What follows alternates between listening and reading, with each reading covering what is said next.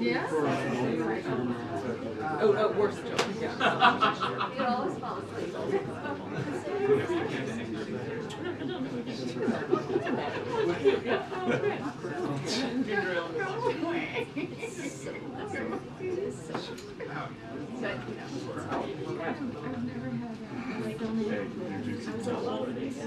Well, that's not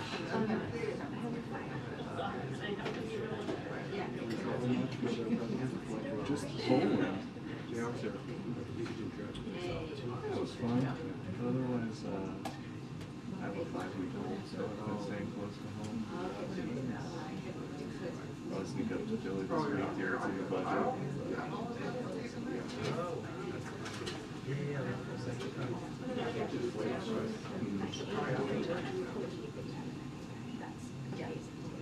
It must be hard work out of it that it wants to hear from you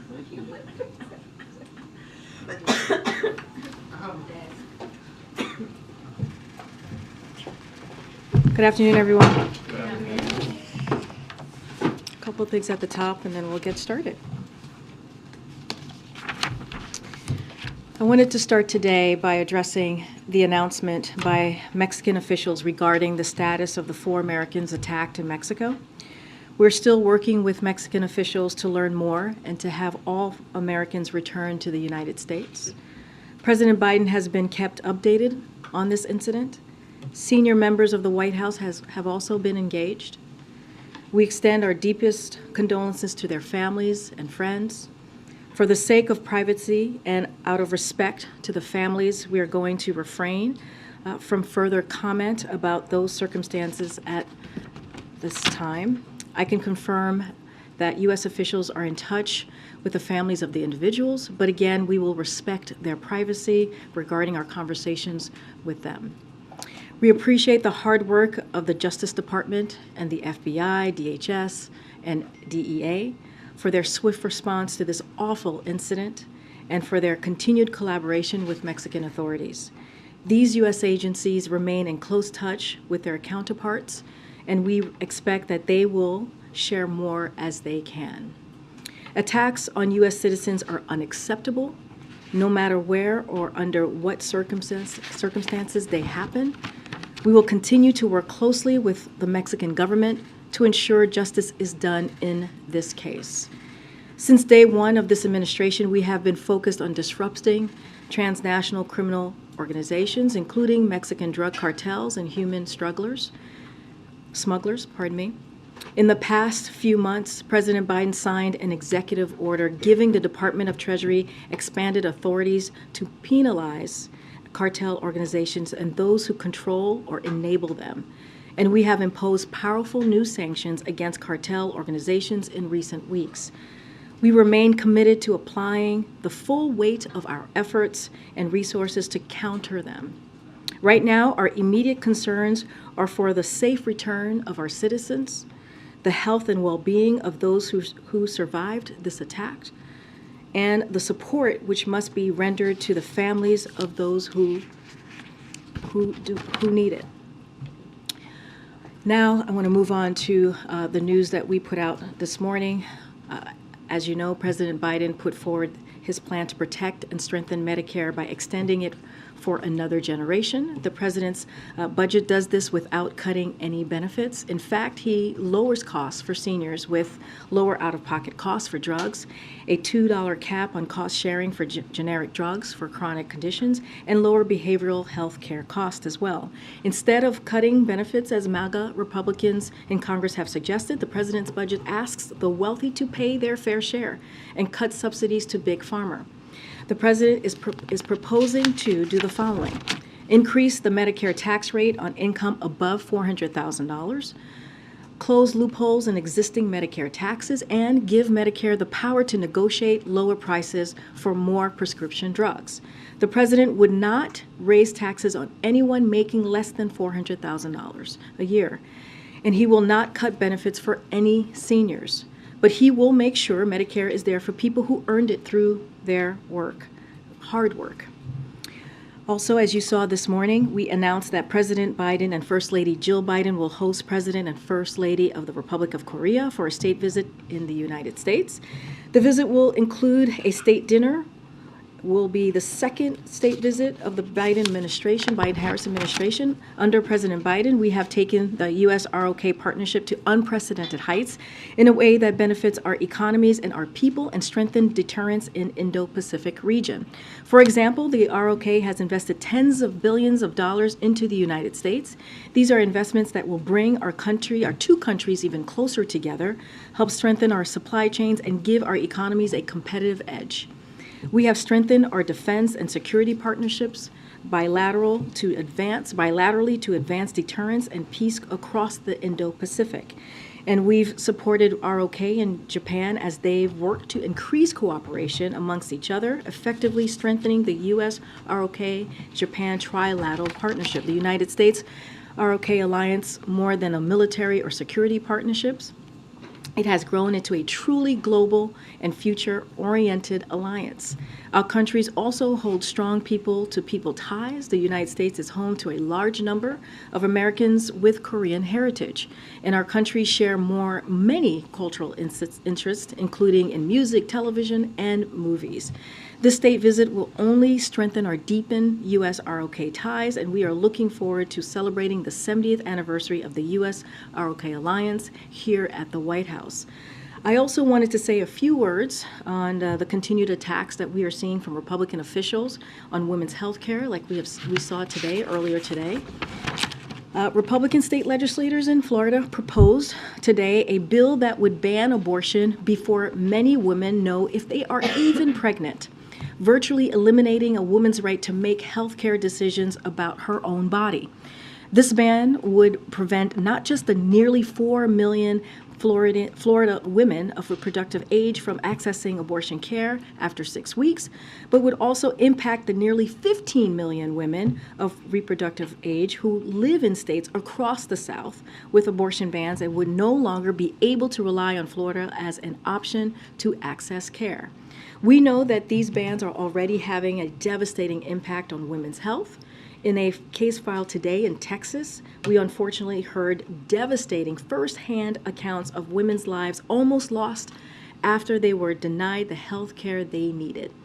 Horrifying details of needless pain, all because of extreme efforts by Republican officials to take away a woman's ability to make her own health care decisions.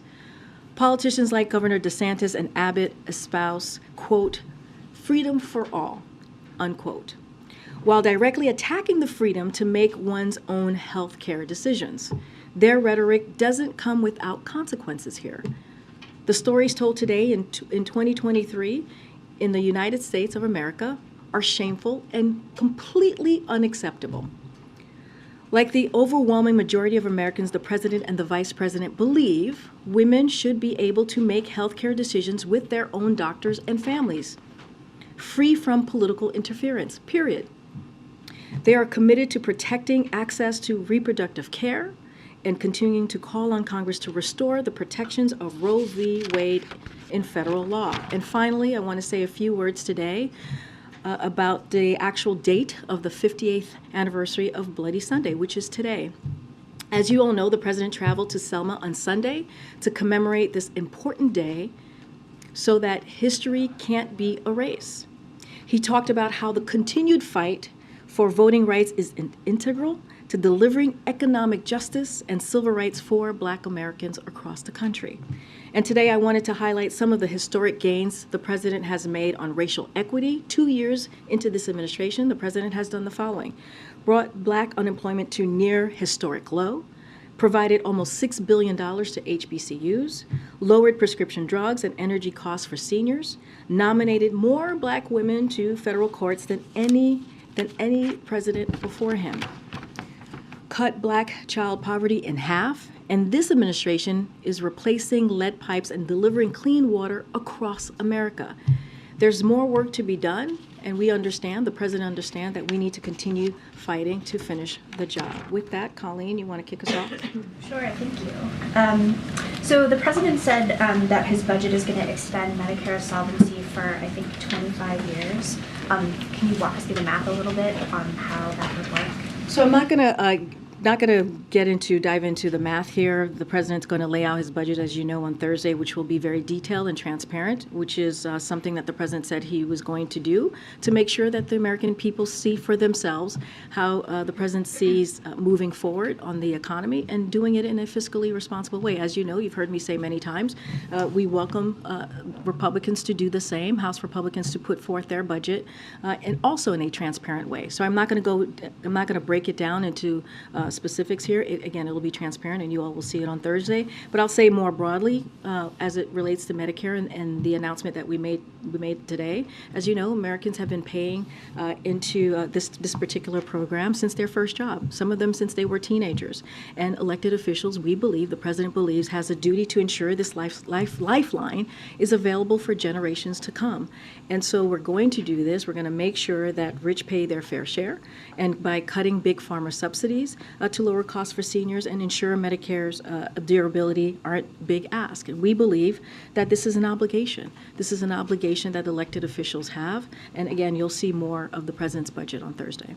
On immigration, so we're hearing that this idea to detain families in detention, again, is one of a lot of policies that are currently under consideration, as Title 42 restrictions are going to possibly end on May 11th. So I wondered if you can rule out family detention, or what can you say about the idea that, families may or may not be detained, migrant families may or may not be detained at the border? So I'm not going to go in on rumors that are out there or conversations that are happening at this time. The department, as you know, as you just noted, Colleen, the Department of Homeland Security is certainly continuing to prepare for the eventual lift of Title 42.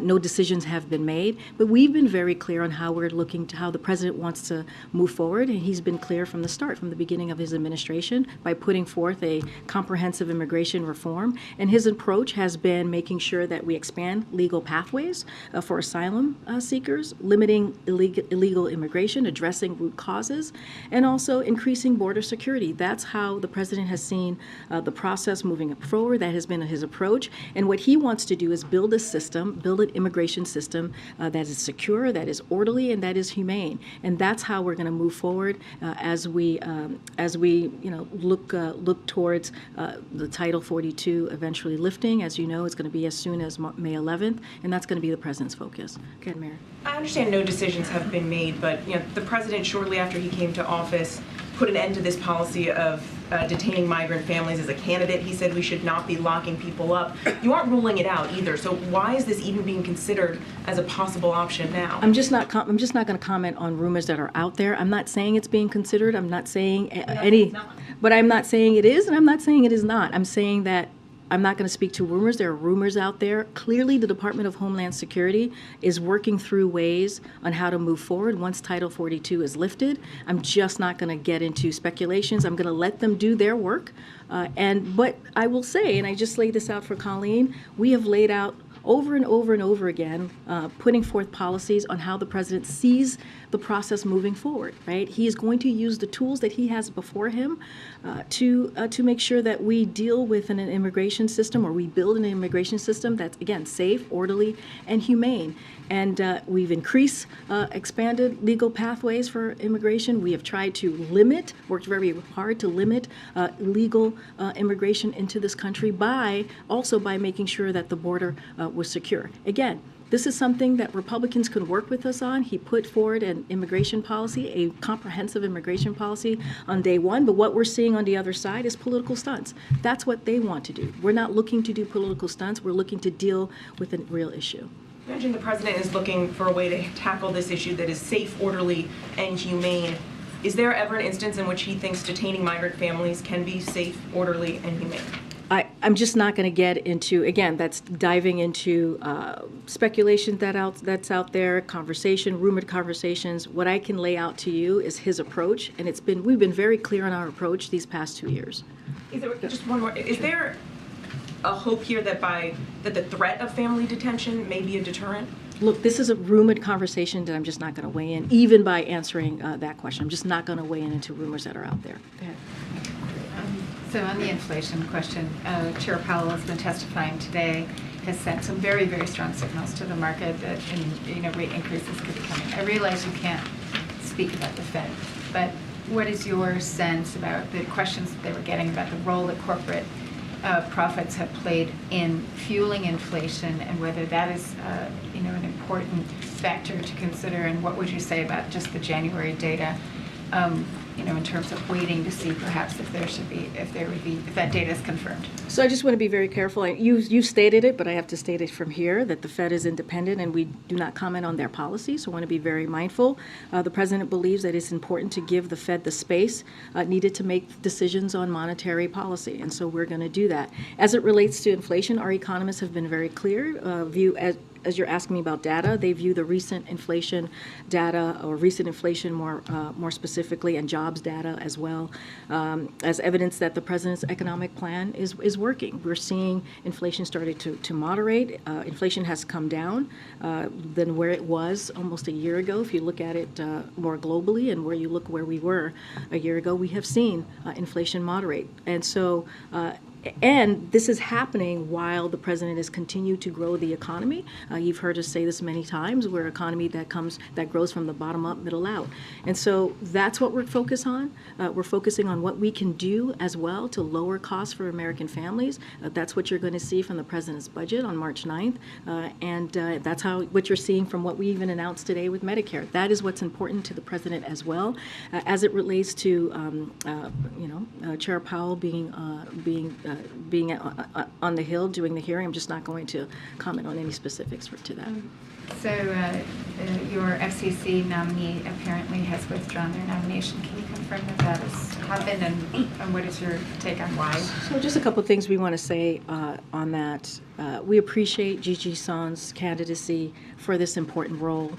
She would have brought tremendous intellect and experience, which is why the president nominated her in the first place. We also appreciate her dedication to public service, her talent, and her years of work as one of the nation's leading public advocates on behalf of American consumers and competition. With thanks to Chair Cantwell and others for supporting the work of this nomination. With respect to future candidates, though, I know many people were going to start asking me about that. We don't have any updates to share at this time, but again, we appreciate her candidacy and for this important role. And then just one quick one on foreign policy. There's reports out today that intelligence believes that a Ukrainian organization was involved in the Nord Stream 2 sabotage. Can you tell us whether you think this was a subject that did Chancellor Scholz and President Biden discuss that when they met at the White House? So what I can say is several of the European partners, Germany, Sweden, and Denmark, have opened investigations into what happened, and those investigations are currently ongoing. So I'm not going to get ahead of them from here. Would refer you to the respective European countries for comments on their own investigation. I'm just not going to go beyond the readout that we provided on Friday with the Chancellor's visit here.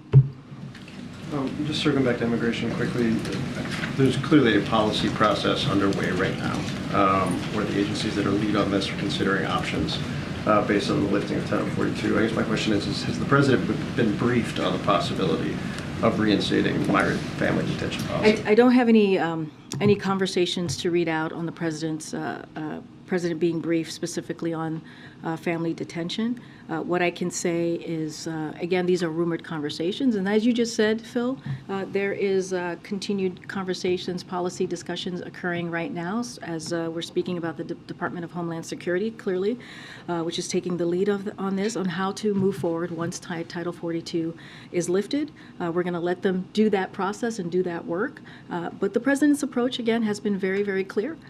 You've seen it over and over again. You've heard him speak about it. You've heard me speak about it. We want to make sure that we're expanding legal pathways for asylum seekers, limiting illegal immigration, addressing root causes, and increasing order and security, and border security, pardon me. And we want to do this as we build a system. Our approach is to build a system that is safe, that is orderly, and that is humane. And that's what you're going to see from this president. And on foreign policy, comments from Chinese officials over the course of the last 48 hours, Xi Jinping talking about a comprehensive containment and suppression by the West led by the U.S. The foreign minister with very direct comments today, warning of potential conflict and confrontation if the U.S. continues on the, quote, wrong path. I'm wondering what your national security team, what the president views as the intent of the very direct comments from these officials. So I can't speak to the intent from Chinese official. What I can speak to is how we're approaching this. The president's approach to China has not changed. And again, we've been very clear. We do not seek conflict, and we do not want conflict. What we're seeking is competition. And we've been very clear about that these past 2 years. The president will always defend American interests, as you all know, but he has been clear we need to keep open lines of communication, and we will manage this we see this as a consequential relationship that we will continue to manage. And the president and his team has been focused on doing just that. But I'm certainly not going to comment on the intent of Chinese officials. Go ahead, Michael. Thanks, Karine. Back on the issue of Mexico and the 4 Americans that were kidnapped there, what is the administration's message to Americans who are currently in Mexico or planning to go there? Should they continue with those plans, or is it safe to go to Mexico? What is the administration message to those folks? So we take it very seriously when it comes to and have a commitment to provide U.S. citizens with clear, timely, and reliable information about every country in the world.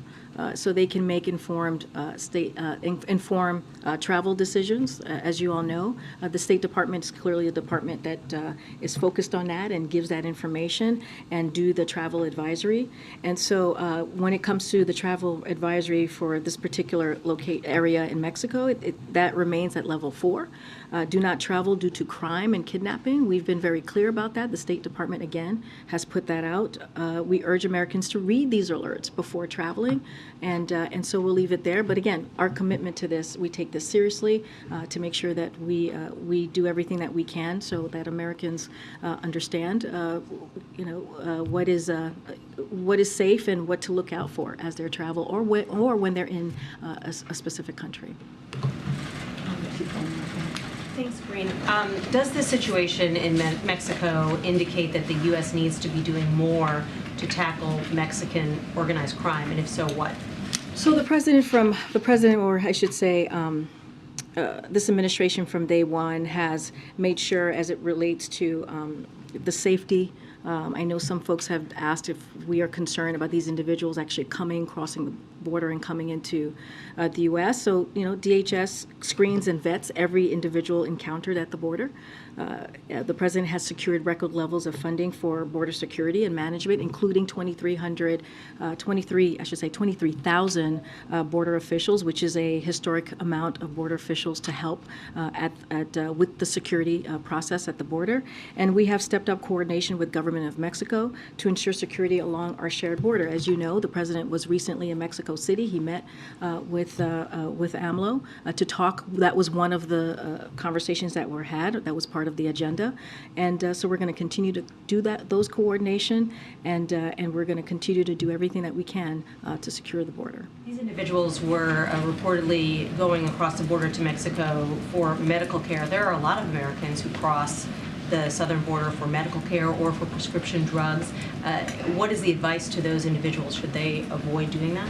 So I'm not going to speak specifically to. I know it's ongoing. I know there's a lot of comments out there as to what these 4 individuals were going to do. So I would say the federal law enforcement has been in touch, has been, leading this investigation, clearly in touch with family members. And so I'm just going to be really careful on commenting why they were crossing the border. Those are private considerations. But again, I just laid out moments ago when Michael was asking me the question about Americans in Mexico or thinking about traveling to Mexico. The State Department puts out these alerts, tries very hard to communicate what's going on, their own safety in certain countries. And I would make sure that if Americans are thinking about traveling to Mexico, that they certainly heed the call from the State Department. This particular area, as I just mentioned, is a level 4, and so folks need to be really careful.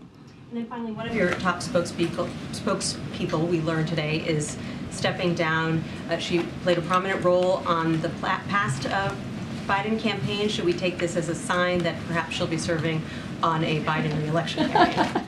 I certainly, as you know, I'm going to be very careful from here speaking about a re-elect or 2024. But I do want to say some words about Remy. Remy is a good friend. I have gotten to know her very well over the past 3 years.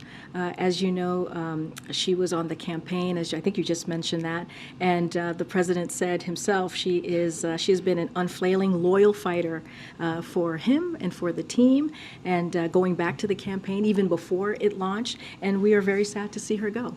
She has a range of talents as she possesses for a communication professional, and she is one of a kind, and we are sadly going to miss Remy, and we wish her the best. And there's truly no better colleague that I have gotten to know these past 3 years. No words about her next steps. You would have to ask Remy. I can't speak to her next steps. What I can say is how wonderful she has been as a friend and a colleague these past 3 years. Go ahead. Thanks, Karine. Governor Newsom in California announced that he would halt state contracts with Walgreens over their decision to stop dispensing abortion medication. I'm wondering if that's a step the president would consider on the federal level. I'll say this. Our focus right now remains on continued access to medication that women and providers rely on for abortion care and miscarriage management. That's what we have been very steadfast on. That's why the president issued his recent presidential memorandum in January that aims to preserve continued access to a safe drug that, and we'll emphasize this again, is used for miscarriage management and abortion. So we understand the concerns faced by pharmacies, which is why the president's memorandum emphasizes the administration's readiness to support patients, providers, and pharmacies who want to legally access or provide this particular drug. So I do want to speak, to say one note about Walgreens. They clarified its position on working toward providing this medication where it is legal, but I refer you to the companies or the states for any follow-up. Again, we have a focus and to make sure that women have access to important health care needs, and the president is going to continue to fight for this. That you've heard the vice president over the last couple of months also continuing to speak on this, and that's what you're going to hear from this administration. The president's announcement this morning on Medicare largely paid for that extension through an increase in payroll taxes on those making over $400,000 a year. Can we expect, since the president's also made Social Security a key sort of plank of his economic plan, that we should see a similar increase in Social Security taxes? So I'm not going to get into, we shared Medicare today, and we'll share probably more parts of his budget in the upcoming day or two. Just not going to get into specifics on that, but we'll say the president's commitment hasn't changed. What we see right now is that the biggest threat to Social Security are Republicans. And you've heard them, you guys have covered them, what congressional Republicans have said, their relentless drive to cut these important programs for Americans, for our veterans, for our seniors.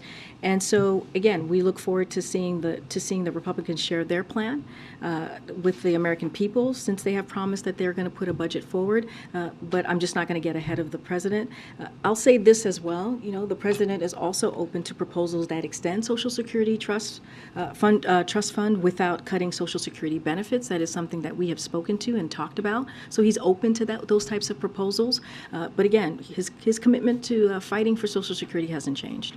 Last one, Secretary Raimondo suggested that banning TikTok was a bad idea politically because you'd, quote, literally lose every voter under 35. The administration's review of TikTok's been going on for more than 2 years now,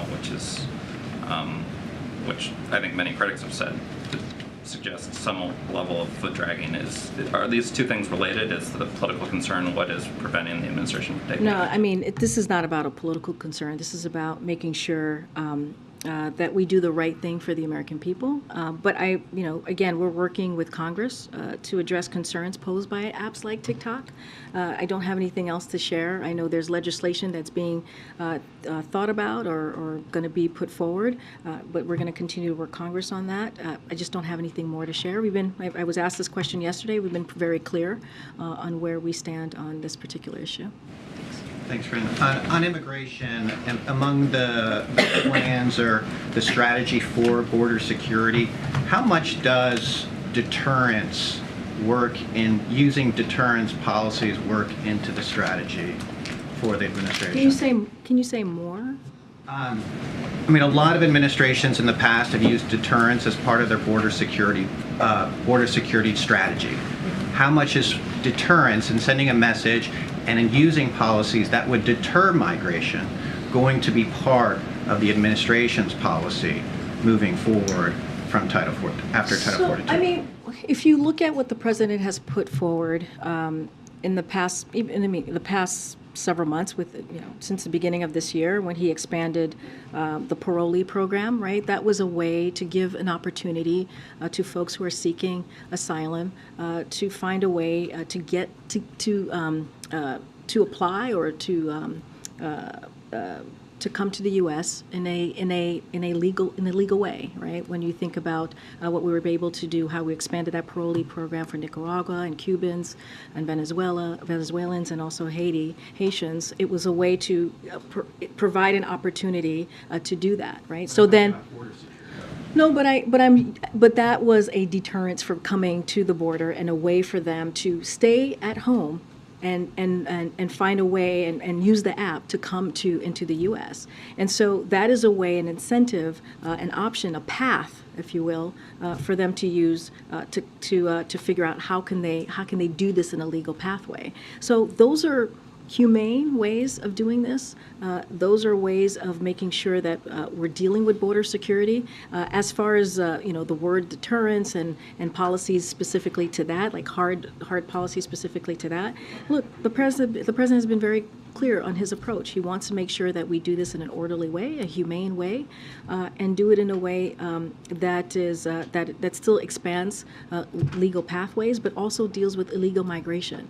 Don't have anything more specifics on that, on the deterrence language that you're asking me about. But what we're going to do is put forth policies and use the tools to do just that, to build that system, that border system that was, by the way, decimated by the last administration. So in terms of that, of the system being decimated, now you've had 2 years to rebuild the system. You've been working on the eventual end of Title 42 since the beginning of the administration, working with groups on a plan. How confident should Americans be come May that the system will work, and that how confident should they be that the administration is prepared and the system won't be overwhelmed? So let me just give you a few data points on what we've been able to do, right? Which is migration from Honduras. If you look at migration from Honduras, El Salvador, and Guatemala, where our root causes work is focused on, is down by 71% since 2021. That is the work that this administration has done. I just talked about migration from Venezuela, Nicaragua, Cuba, and Haiti. That is down by more than 95% since we expanded the parole program. That was just parolee program, which was just a month or two ago. And that was, again, the president using the tools that he has in front of him to deal with a real issue. Again, Republicans are not doing anything. They're doing political stunts, and the president is actually taking action. Now, he put forth a piece of legislation on his first day in this administration, a comprehensive immigration policy legislation. We would love to move that forward. But until then, we have to use the tools that we have in front of us to get this done. Thank you. Just following up on China, is the president concerned that a Cold War with China is veering into a hot war? So the president actually was asked this recently, and I'll let his words stand. I think he was asked this about a week or two ago, so won't get ahead of the president or won't say more than what the president has stated. Look, We have been very clear on our approach. It's not change. We want an approach of competition, not conflict. And we believe we are more prepared to outcompete China and protect our national security. And that is because of the work that this president has done from day one of this administration. And if you look at many of our efforts towards China, it's been pursued in a bipartisan fashion. But I'm not going to. The president was literally asked this very similar question, so I'll refer you to his comments. But again, our approach to China has not changed. Okay, Peter. Thanks, Karine. So cartels kill Americans on this side of the border with drugs, and now they're killing Americans on the other side of the border with guns. Why is President Biden so comfortable with cartels operating so close to the U.S.? Well, let's be very clear. Let me take on the drug part here, because since you brought this up, because of the work that this president has done, because of what we've done specifically on fentanyl at the border, it's at historic lows, historic levels that we have been able to record a number of personnel working to secure the border because of what we've been able to do. Seizing that fentanyl, we've done it in a historic way. That's because of what this president has done. I just talked about 23,000 federal agents that have been able to be, that we've been able to hire and put at the border to secure the border. On top of that, historic sanctions going after traffickers and other financiers are helping disrupt fentanyl supply chains throughout their flow to the U.S. And we're really expanded access to treatments like that are saving lives, if you think about it, which prevent overdoses, expanding as our fentanyl test strips. And through the removal of the X waiver, anyone registered to prescribe controlled medications can now prescribe life-saving medication to treat addiction. So again, we are seizing fentanyl at record historic levels because of what the president has done to secure our border. And look, we've also coordinated, made sure that we're coordinated our relationship with Mexico to deal with what we're seeing as it relates to violence, as it relates to cartel. That is a relationship that we've continued to build with Mexico, an incredibly important partner. You saw that when he went down for the summit in Mexico City. So the president is dedicated to this and is doing the work that we're actually seeing at the border, again, when we think about fentanyl. But the violence aspect of it, now Americans are being slaughtered. Would President Biden be taking the same approach if it was Al-Qaeda or ISIS operating just across the border from an American city? The president takes this very seriously. He takes this very seriously. The FBI and other agencies have been on top of this from day one. And so that's what he's going to continue to do.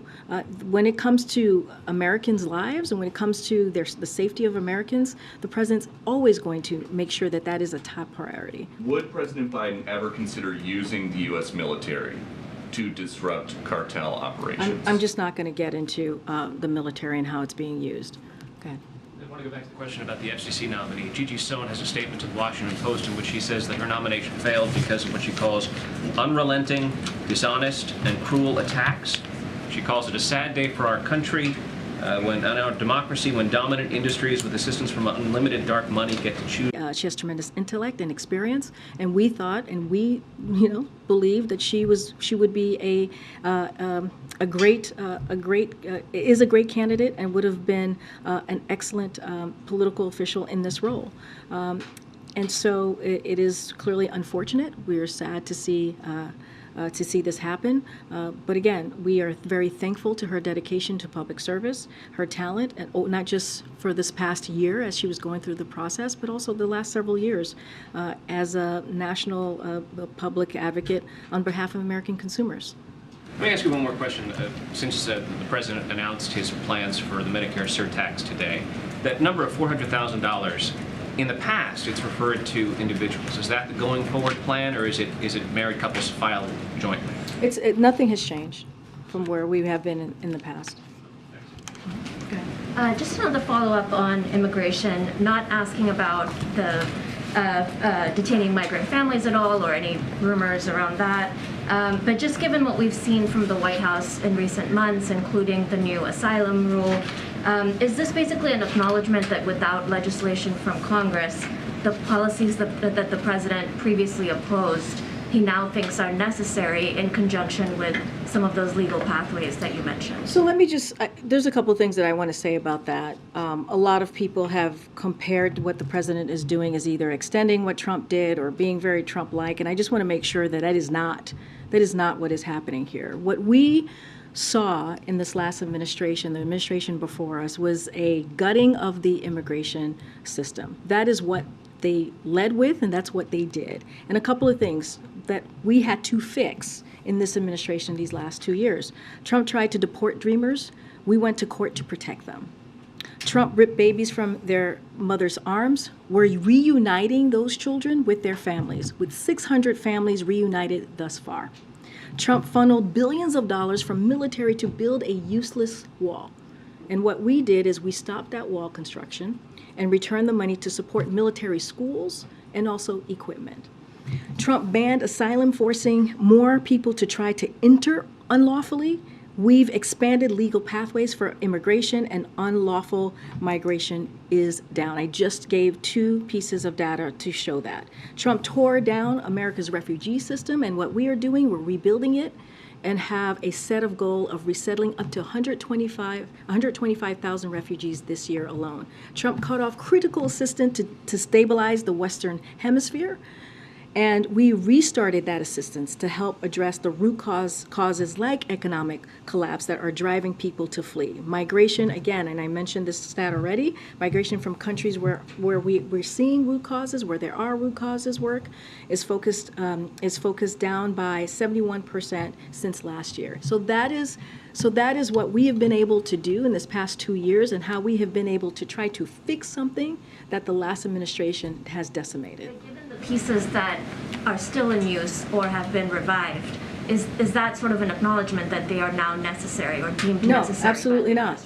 No, absolutely not. From day one, the president has put forth a bill that would expand legal pathways for immigration, increase border security, making sure that we limit illegal immigration. The president is using the tools that are before him to try to deal with an issue that we're seeing here.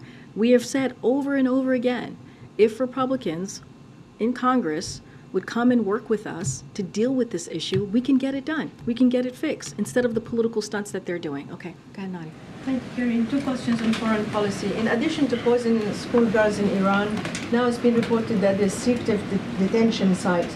The Senate Foreign Relations Committee has asked for investigation by the UN and accountability. What does accountability look like from the White House? Let me just first say we've seen these disturbing reports, deeply disturbing reports, that we've seen from one of your colleagues here's network. And so what we want to say from here is that we welcome the call from our Senate colleagues for the UN's independent international fact-finding mission on Iran to investigate. Unfortunately, the Iranian regime has a long history of engaging in such practices to stifle dissent and exert control. The cruel, violent suppression of peaceful protest and abuse of protesters that CNN reported shows that Iran's leadership fears its own people. The eyes of the world are on Iran. The human rights abuses inflicted by its government must not go without consequences. The hundreds of protesters already killed at the hands of Iranian state authorities deserve, and their families should see this as well, is justice. The torture and mistreatment of political prisoners must cease. The United States is standing with our partners and allies around the world, and will continue to pursue accountability for anyone involved in these abuses. And second, you released a readout of the president's call with the Sultan of Oman. In the last paragraph, he said that he welcomed the historical role, in inverted commas, of Omanis in securing the release of American hostages in Iran. Does he refer to the previous mediation, or are we talking about fresh push to release the current hostages now? I don't have anything to share about that. Anytime, as you know, there are American hostages held, we're always very careful on speaking to the process. We want to be mindful for security reasons, so I'm not going to go beyond what the president laid out and what we laid out in the readout on this call today. Thank you, Karine. Does the administration feel the Mexican government is doing enough to combat violence in its own country, as well as Americans who are visiting? What I can say is that we are working closely with the Mexican government. As you've seen, we've announced coordination that we have with the Mexican government as it relates to the violence and cartel. We've announced that already. You've seen the president, both presidents, President AMLO and President Biden, speak to this very recently in Mexico City. Don't have anything else to share, and so I'll just leave it there. Will the administration support designating cartels as terrorist organizations, as some I senators? just don't have any. I don't have any policy or announcements to make from here. Okay. Thanks, Karine. Last night, Tucker Carlson cherry-picked video surveillance from the January 6th insurrection, severely downplaying the events of that day. He said the mob was orderly and meek and that they were tourists instead of insurrectionists. What's your response to Carlson and to Speaker Kevin McCarthy, who granted him access to that video? Anybody who watched that video would strongly disagree. Anybody who watched that video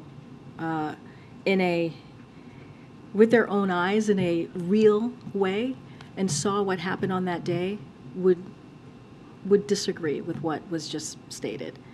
The president has been very clear. January 6th was the worst attack on our democracy since the Civil War, and we should be focused on making sure that never happens again. And so we are certainly, we agree. I know Minority Leader and Senator Schumer have already said this and would hope that keeping the Capitol and Congress safe and secure remains congressional leaders' #1 goal, and that should be our focus, and that should be what should be considered here.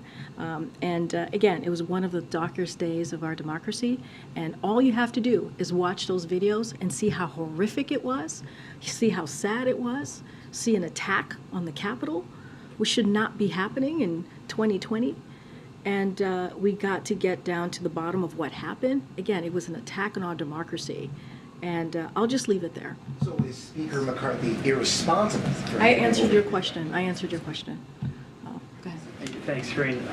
So with the more direct language, I'm going to ask about China, with the more direct language from the Chinese president and the foreign minister, is there concern that the administration line that they want competition over conflict is seen as weakness by the Chinese? I'm not sure how it's seen as weakness when we are more prepared to outcompete China and protect the national security under this president and because of the work that he's done. Well, I'm going to keep going. I've answered this question multiple times. Go ahead. Oh. Okay. Go ahead. Thanks, Karine. On the White House considering reinstating the family detention, advocates are already calling it shameful. Democrats on the Hill called it unacceptable, and a number of Democrats and immigrant advocates are calling for the White House to publicly deny those reports. What's your response to that? My response is these are rumored conversations that I'm just not going to speak to. We've laid out very clearly over the past several months, over the last 2 years, how our approach to dealing with immigration. Again, we've been very clear. We're expanding legal pathways for asylum seekers, limiting illegal migration, addressing root causes, and increasing border security. That's our approach, and we want to make sure that we're building a immigration system that is orderly, that is safe, and humane. That is what the president has been doing, and that's what he's going to continue to do. I'm certainly not going to, again, weigh in on any rumored conversations from here. I'll be back tomorrow, guys. I'll see you tomorrow. Thank you.